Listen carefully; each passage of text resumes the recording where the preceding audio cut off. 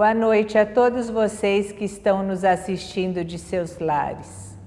Estamos mais uma vez reunidos neste Centro Espírita Amor e Caridade de Birigui para a nossa reunião virtual.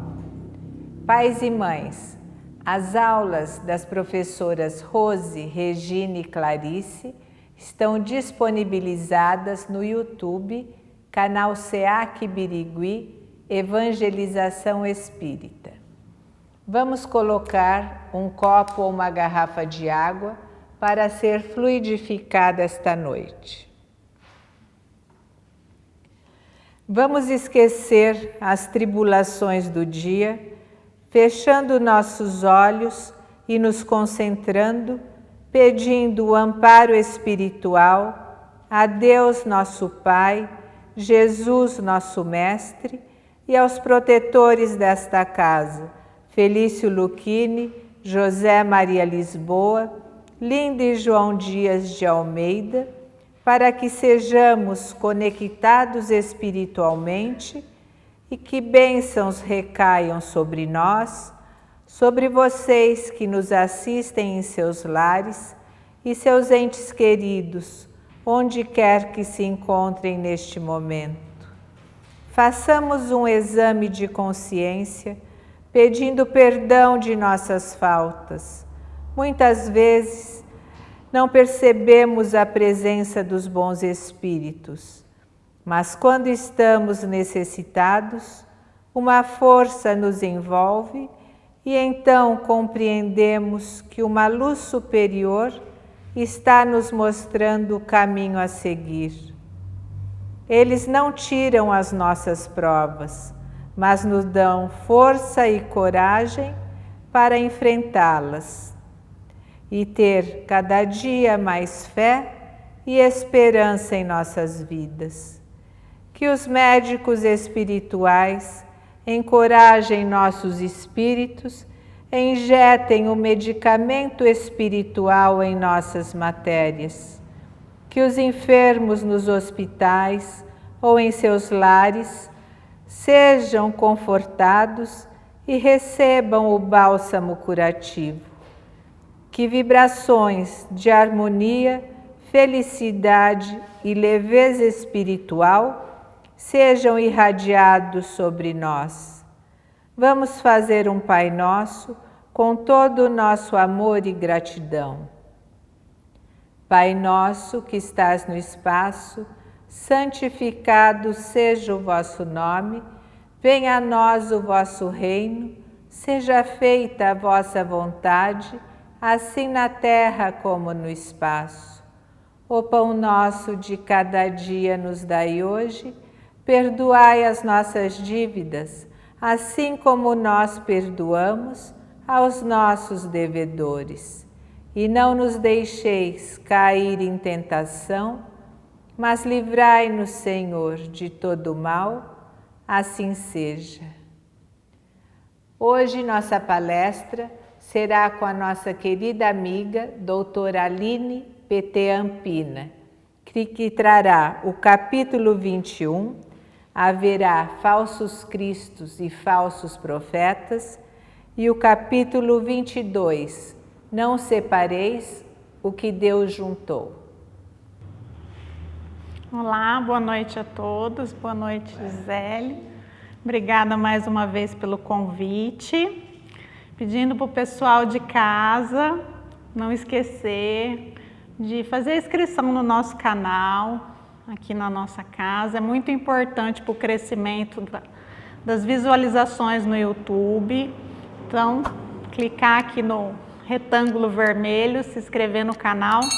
Estamos quase atingindo 500 corações. Espero que depois desse final de semana a gente consiga. Pedindo também para deixar um joinha ou um dislike, que também ajuda. E comentar, sempre comentar aqui nos vídeos para ajudar, que é uma caridade. Colocar o nome das cidades, né? A gente sabe que tem pessoas que assistem a gente de longe, de outros estados. Então a gente sempre gosta de saber, né, de onde o pessoal está assistindo, aonde está chegando essa nossa mensagem. Então deixa aqui nos comentários, por favor, para a gente, que a gente sempre gosta, certo? Essa noite, para quem acompanha no Evangelho, então, pode abrir aí no capítulo 21, que haverá falsos cristos e falsos profetas. Esse capítulo 21, Kardec vai discorrer a respeito daquele tipo de pessoa que nós temos muito no nosso mundo, que é um mundo de provas e expiações.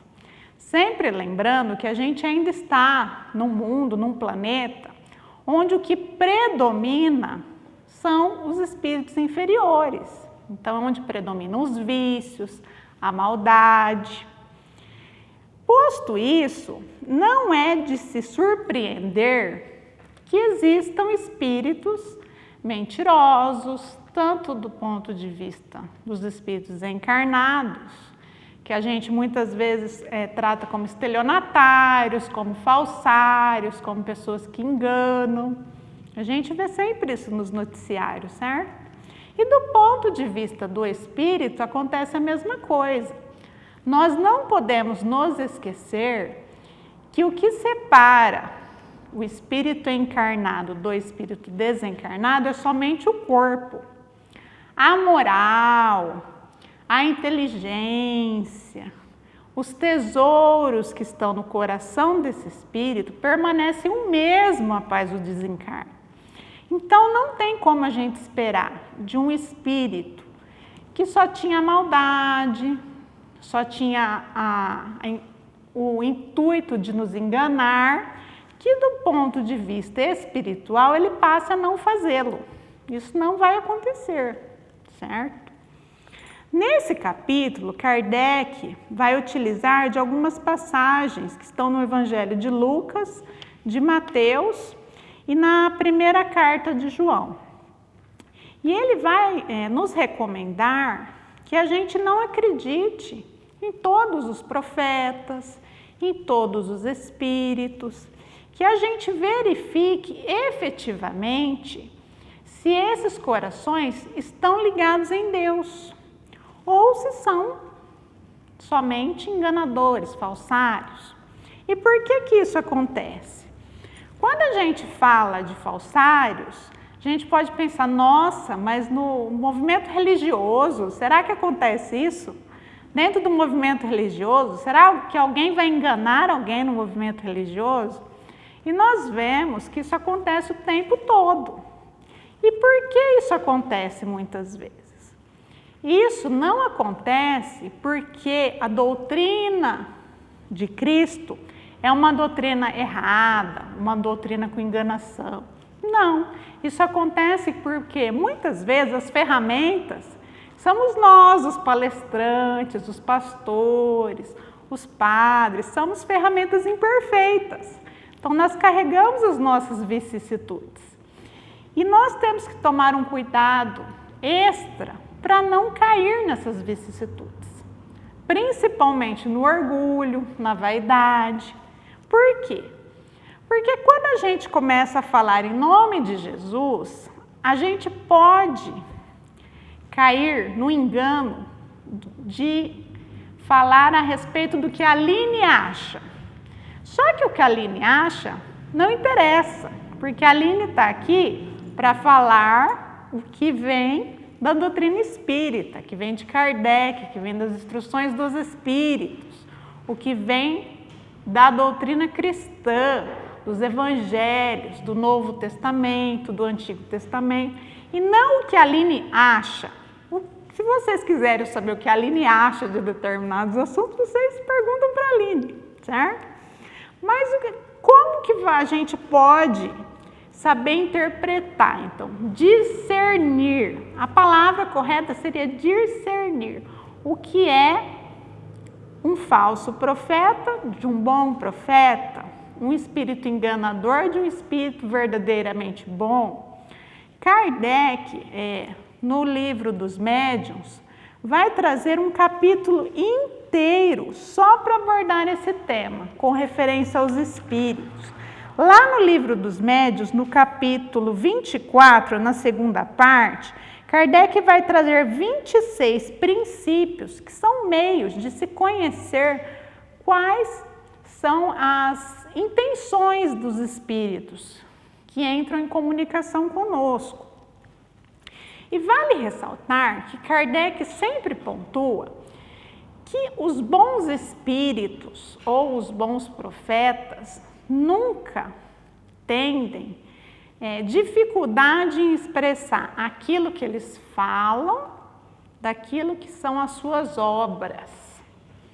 Como assim? Quando a gente pega, por exemplo, a doutrina espírita, que é uma doutrina que fala da eternidade do espírito, da não existência da morte, que é simplesmente uma passagem, e a gente pega alguns irmãos defendendo, por exemplo, a pena de morte, isso faz com que haja uma divergência de valores ali. Então, se nós passarmos a analisar, nós vamos ver que tem um problema. Do mesmo ponto de vista, quando a gente pega a doutrina cristã, que muitas vezes a gente fala sobre a caridade, sobre o amor ao próximo, sobre o perdão, sobre a ajuda aos pobres e necessitados.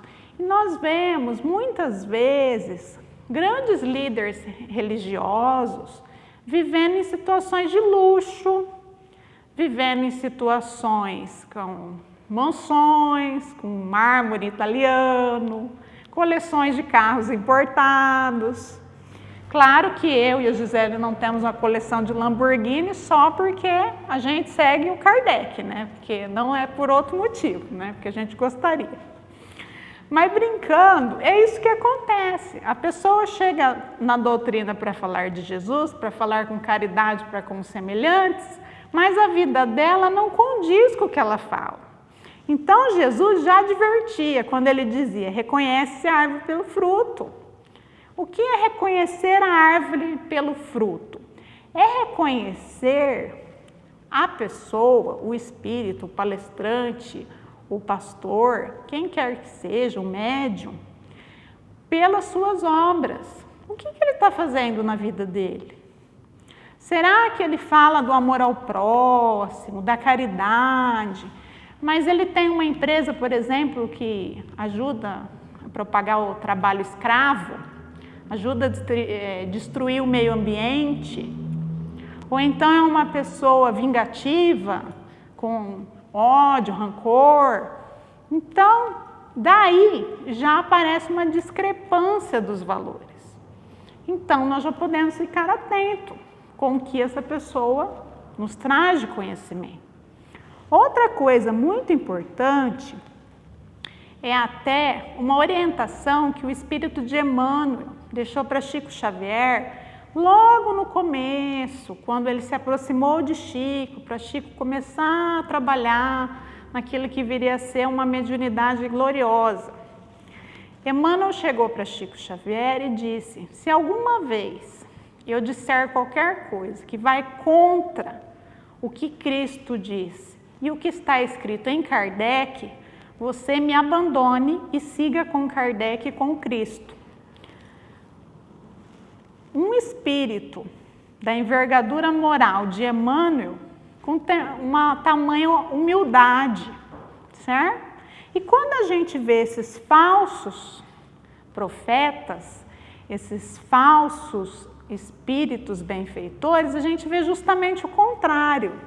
A gente vê muitas vezes as ideologias que você é um médium maravilhoso, eu vim aqui porque eu te escolhi, porque a sua mediunidade eu não encontrei em nenhum outro lugar, então eu vou escrever um livro através de você, você vai ser conhecido, exaltando o orgulho do médium e trazendo ideias exclusivistas. O que é uma ideia exclusivista?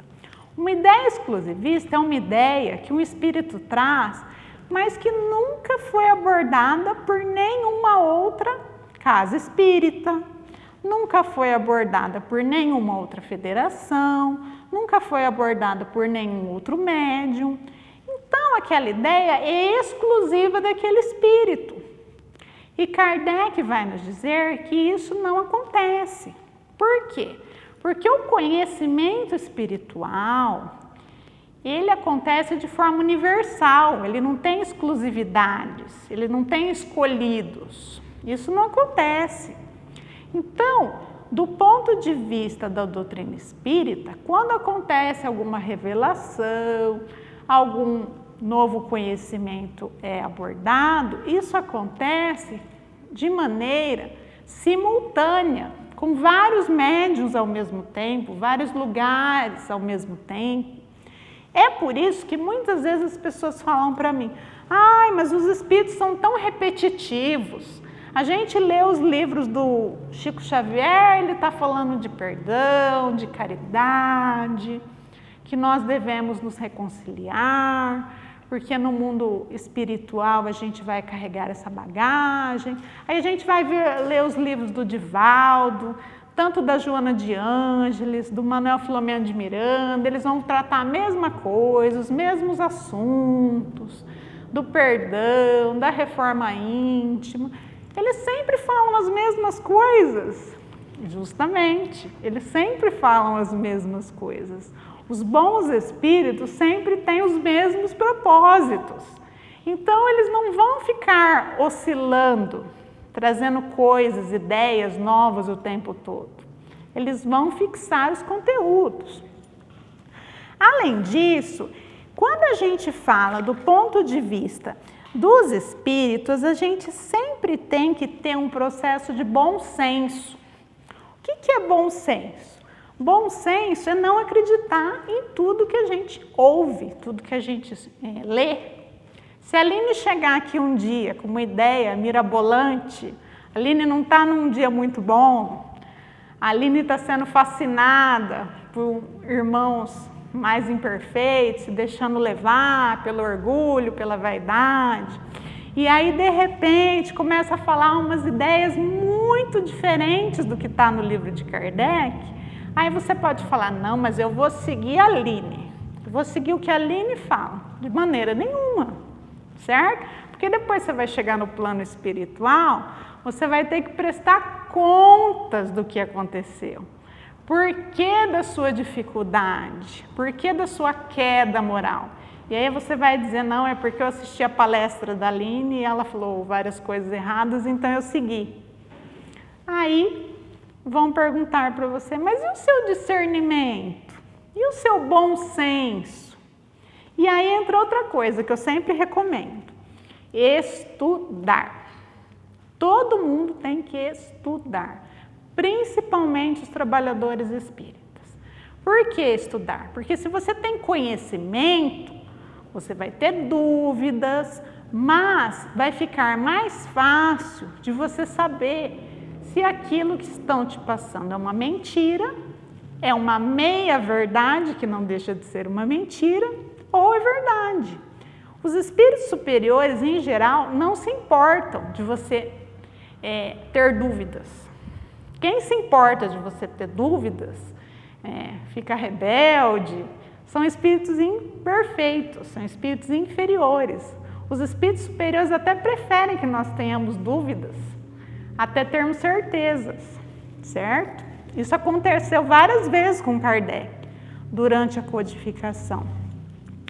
E também a gente tem que tomar cuidado, porque Kardec e Jesus já nos diziam que somente lobos caem em armadilhas de lobos. Então, cuidado com aquilo que nós buscamos. Por quê? Porque a gente pode querer informações a respeito de tudo, mas se a nossa dúvida, a nossa angústia, o nosso questionamento não tiver uma utilidade para o nosso desenvolvimento na Terra, os espíritos superiores não vão se importar com isso. Se as nossas dúvidas forem principalmente por coisas materiais, coisas sem sentido, muitas das vezes as respostas vão vir de lugares onde os espíritos também vibram nessa sintonia. É por isso que lá no livro Religião dos Espíritos, Emmanuel tem uma lição que eu considero uma das... Todas as lições de Emmanuel são muito boas, mas essa é uma das melhores que eu já li. Em um determinado pedaço, Emmanuel diz assim: não despertarás a fome do peixe com uma isca de ouro, nem atrairás a atenção de um cavalo com um prato de pérolas, mas sim ofertando-lhes a percepção leve bocado sangrento, uma minhoca, por exemplo, ou algumas conchas de milho. Dominados de orgulho, cremos naqueles que nos incitam à vaidade. E sedentos de posse, assimilamos as sugestões inferiores de quantos se propõem a explorar-nos a insensatez e a cobiça. Então, se você está procurando por valores materiais, você vai achar espíritos que se preocupam com valores materiais.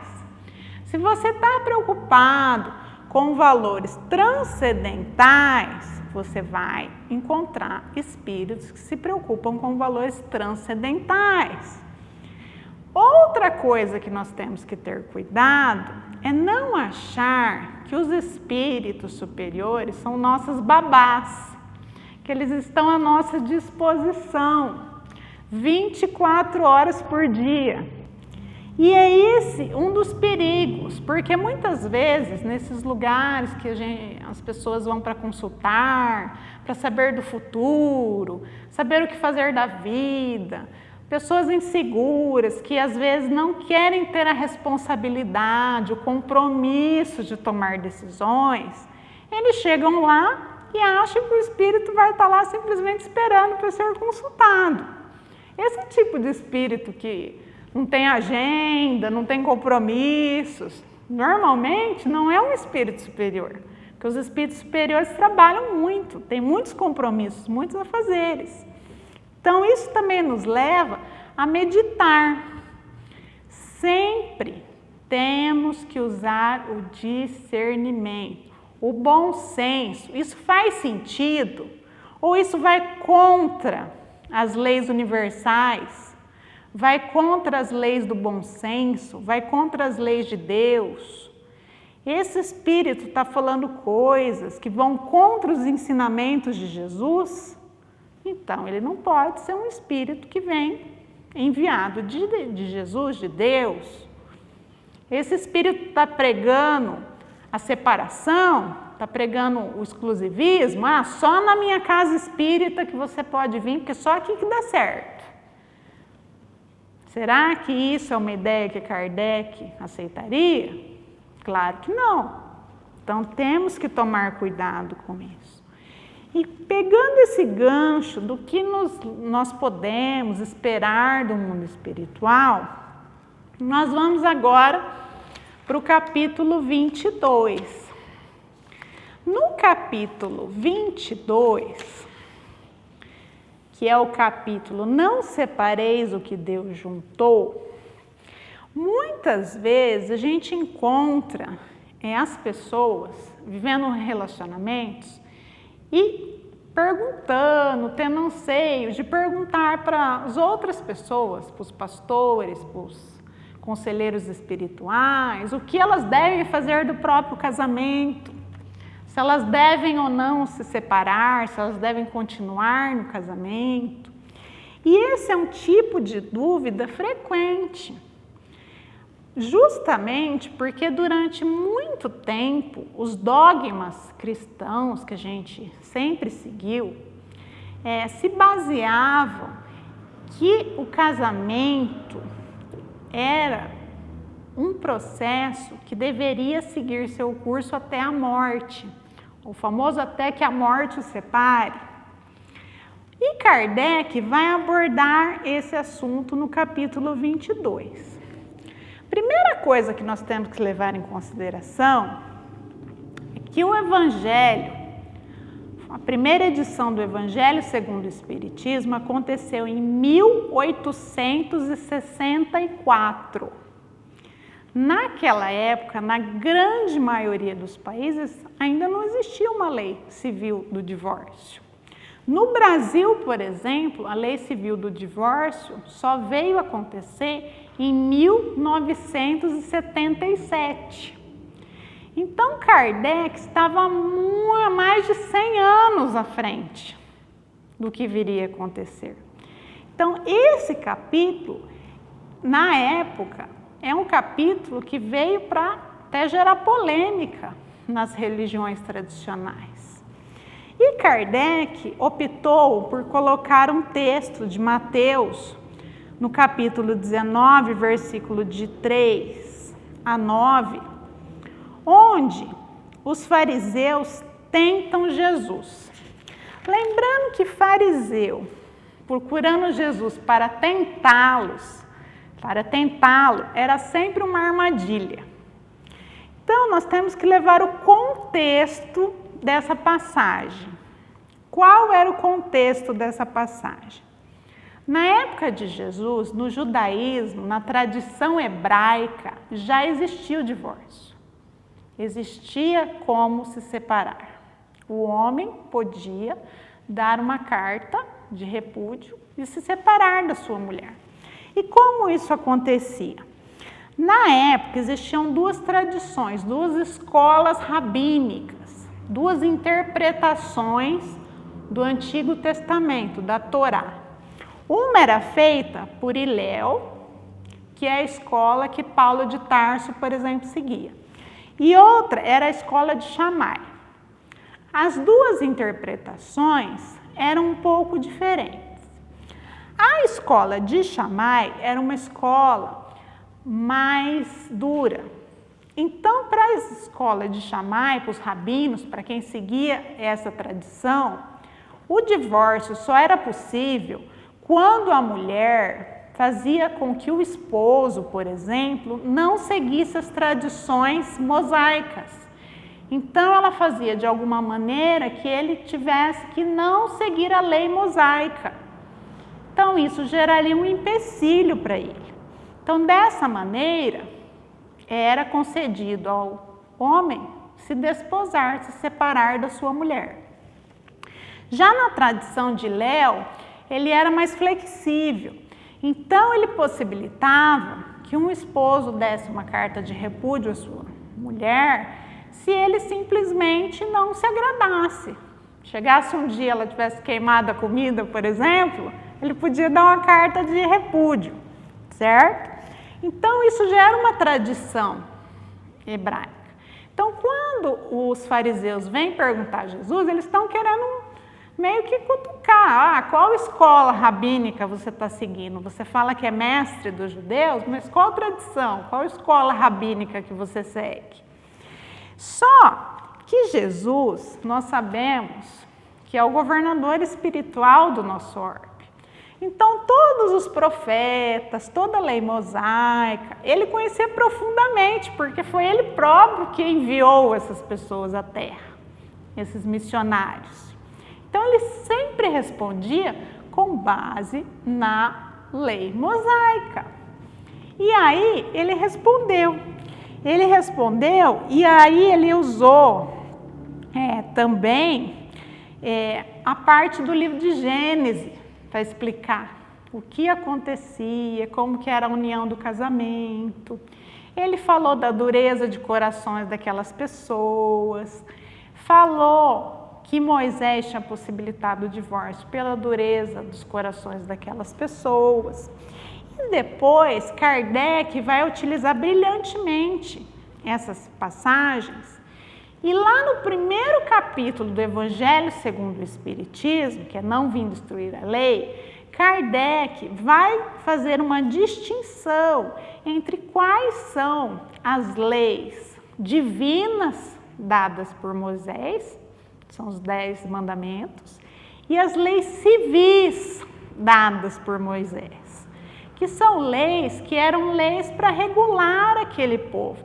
Lembrando que era um povo que saiu de nômade, que saiu do Egito, foi peregrinar pelo deserto.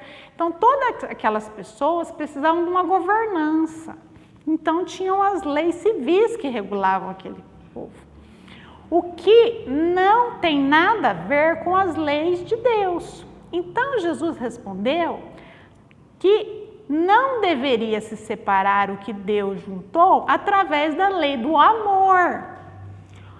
A lei do amor é uma lei de Deus, mas nem todas as uniões são estabelecidas através da lei do amor. Pelo contrário, muitas vezes Kardec vai explicar aqui que as uniões foram feitas por motivo de orgulho, por motivo de vaidade. Muitas vezes as famílias, desde a época de Jesus, na época de Kardec também, os pais entravam em acordos para casar os filhos, para se manter uma certa tradição, só se casavam entre famílias tradicionais, para se manter reinos, por exemplo, certo? Para gerar herdeiros, para como ficaria a divisão das terras, das posses. E isso não tem absolutamente nada a ver com a lei do amor. Porque a lei do amor, Kardec até escreve aqui a respeito, é quando existe uma afeição mútua entre os seres. Então é quando o objetivo do casamento é ter essa afeição mútua. E Kardec pôs muito bem que é mútua. Mútua é quando é necessário que os dois tenham afeição, que os dois tenham os mesmos valores, os mesmos princípios. O que acontece é que muitas vezes esses valores são quebrados. Essa aliança, como Joana de Ângeles coloca muito bem, esse compromisso afetivo é quebrado. É quando uma das duas partes, muito provavelmente, perdeu a afeição mútua. Então aí Kardec vem falar a respeito do divórcio. E ele diz da seguinte maneira: o divórcio é uma lei humana que tem por fim separar legalmente o que já está separado. Não é contrária à lei de Deus. Por que não é contrária à lei de Deus? Porque a lei de Deus é a lei de amor. Se não existe amor, se não existe afeição, se estão convivendo de uma maneira que não é harmônica, que não traga benefícios mútuos, que não traga companheirismo, já foi desfeita a aliança, já está desfeito o compromisso afetivo. Eu gostei até de uma fala na Federação Espírita, que o Saulo Ribeiro falou assim: Deus é amor, Deus não é cartório. Então não é um papel no cartório que vai dizer que o seu casamento tem que continuar, certo? Que vai dizer que um casamento é válido. É a relação de afeição, de amor. E por que isso é tão importante? Porque muitas vezes as religiões tradicionais bateram na tecla que não separeis o que Deus juntou, então que o casamento não podia ser dissolvido. E até Emmanuel vai trazer isso para a gente também, num dos seus textos, dizendo que muitas vezes isso foi motivo de tragédias, porque aquela união infeliz pode caminhar para suicídio de uma das partes ou para o homicídio. E o que vai acontecer? O problema é que aí não vai ser cumprida nem a lei do amor, nem a lei de conservação, de autoconservação. Eu tenho que amar o meu inimigo. Sim. O que é amar o inimigo? Foi minha última palestra até. É não lhe querer o mal. Mas isso não quer dizer que eu tenha que conviver com o meu inimigo, tenha que estar junto com o meu inimigo. Muitas vezes, como a gente tem infelizmente acompanhado, os casamentos acabam em violência doméstica. Muitas mulheres agredidas, espancadas, muitas até assassinadas. E como que a gente vai dizer que o casamento não podia ser dissolvido. Quando naquela relação, já há muito tempo, às vezes até antes de se começar, já não existia amor, já não existia respeito, não existia afeição. Então, não vai cumprir a lei de Deus. Então, o divórcio só vai trazer o cumprimento da lei humana, porque a lei de Deus já não estava ali naquele casamento. Mas, por outro lado, nós temos que tomar cuidado para a banalização. O que é banalização?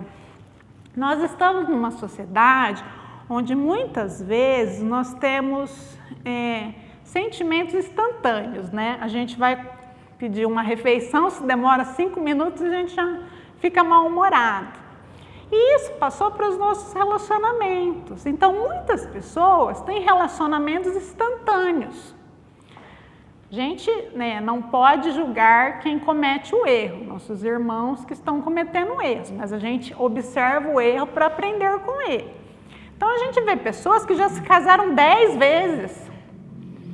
Então, como será que essa pessoa cumpriu a lei de afeição se casando 10 vezes? Ou será que simplesmente no primeiro dissabor, no primeiro contragosto, a pessoa simplesmente abandona o companheiro? Isso também é de se pensar, porque a doutrina espírita nos auxilia dizendo que se nós estamos nesse mundo de provas e expiações, a maioria das nossas relações e dos nossos compromissos vão ser compromissos às vezes kármicos, às vezes expiatórios. Então, não vai ser uma perfeição. Raríssimos são os casais que têm essa perfeição, de encontro de ideias. Gente, tinha um casal aqui na nossa casa, Dona Linda e seu João, que era uma perfeição moral, porque ali juntou os dois valores, Então, juntou a afeição mútua, certo? Companheirismo de uma vida toda. Continua no plano espiritual, mas no nosso dia a dia não é isso que a gente encontra. Então, por isso que veio o divórcio, como uma lei humana. E nós espíritas não podemos, então, dizer que o casamento é uma sociedade, um processo que não tem de forma alguma que ser interrompido. Cada um sabe do seu livre-arbítrio, dos seus compromissos e até onde é possível seguir com amor, com paciência. Certo? Boa noite, gente. Obrigada pela atenção. Obrigada, Aline.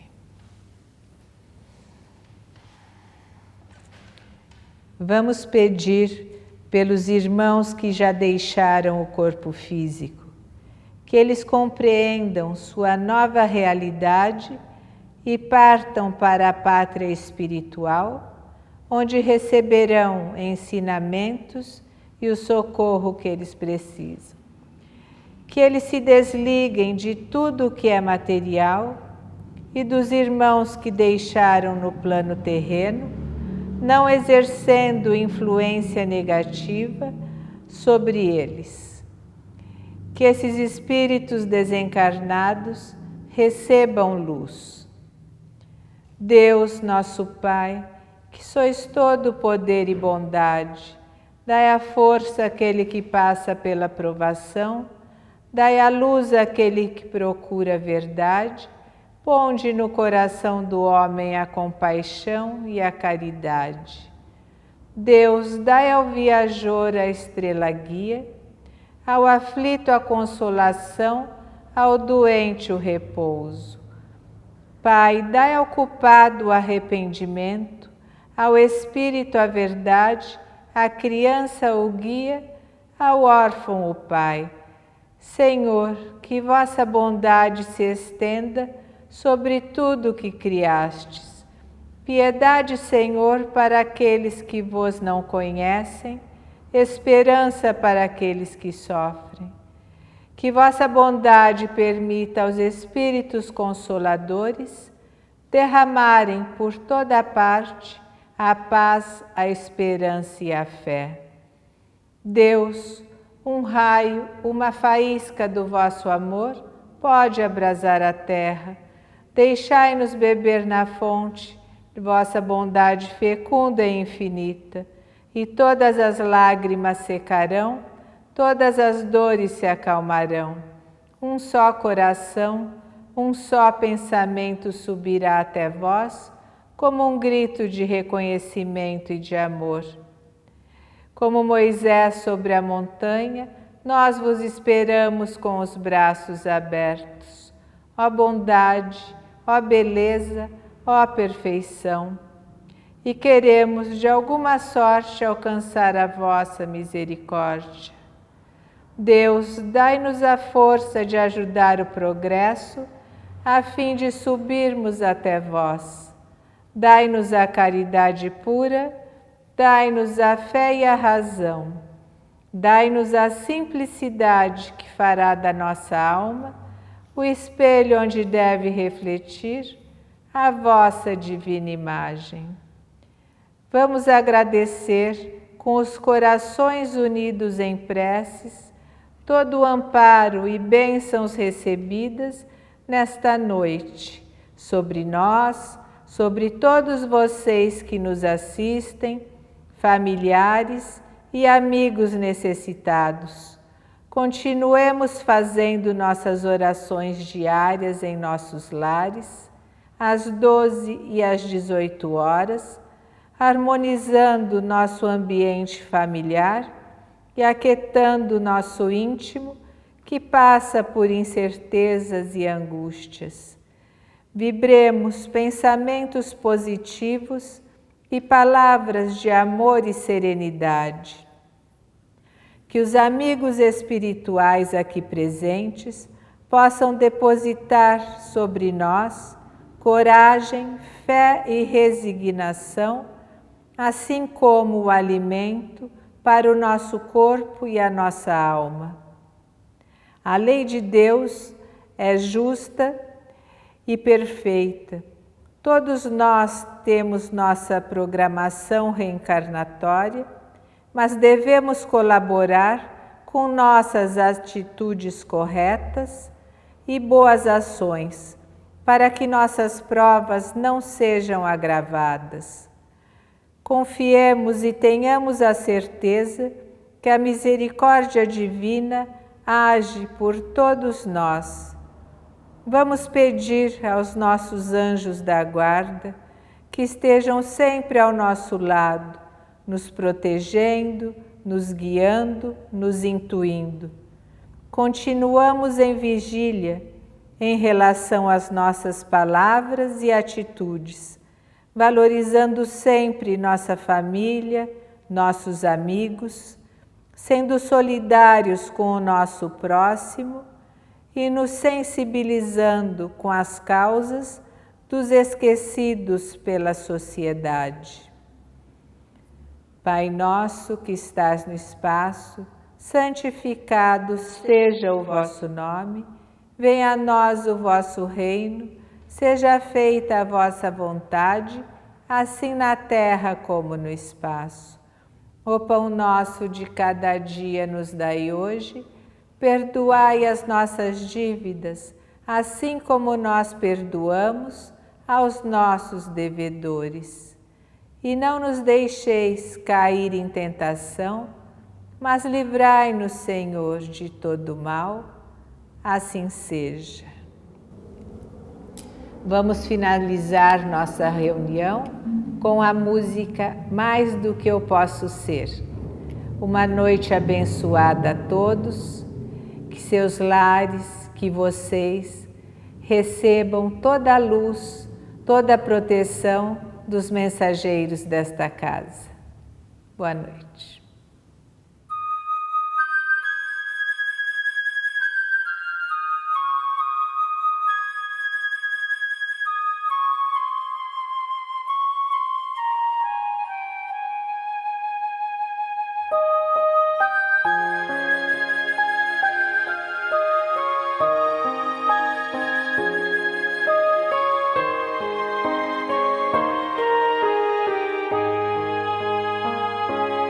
Quando estou só, sentindo-me cansada. Preocupações perturbam o meu coração. Então me acalmo, espero em silêncio Jesus chegar e sentar-se junto a mim. Neste momento tudo se transforma. Me sinto forte ao lado dessa luz. É tanto amor, consolo e esperança. Então me rendo nos braços de Jesus. Ele me leva sobre as montanhas, me faz andar sobre mares, tempestades. Estou seguro, não vou mais desistir. Jesus me ama mais do que eu posso ser.